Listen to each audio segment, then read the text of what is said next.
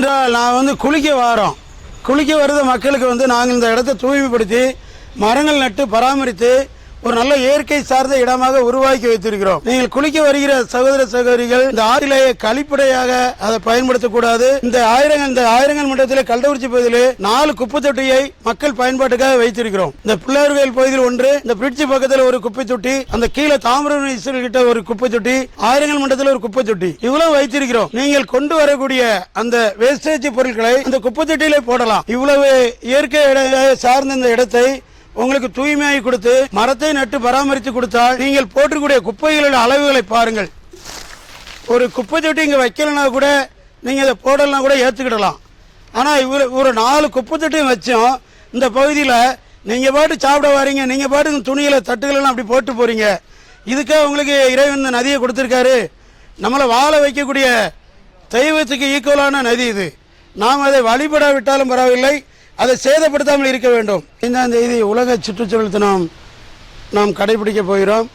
உலக சுற்றுச்சூழல் தினம் உலகம் எப்படி சுற்றுச்சூழலில் பாதிக்கப்பட்டிருக்கு என்கிறதை யோசிக்கும் போது முதலில் நம்மளுடைய சுற்றுச்சூழல் எவ்வளவு பாதிக்கப்பட்டிருக்கிறது, நம்மளை வாழ வைத்து கொண்டிருக்கிற இந்த தாமிரபரணி நதி எவ்வளவு மோசமான நிலைமையில் நாம் கெடுத்து கொண்டிருக்கிறோம் என்பதை தவறு செய்ய மனிதர்கள் ஒவ்வொருத்தரும் திருந்துவதற்காக தான் இந்த பணியை உங்களுக்கு முன்பாக செய்து இதை காட்சிப்படுத்தி கொண்டிருக்கிறோம்.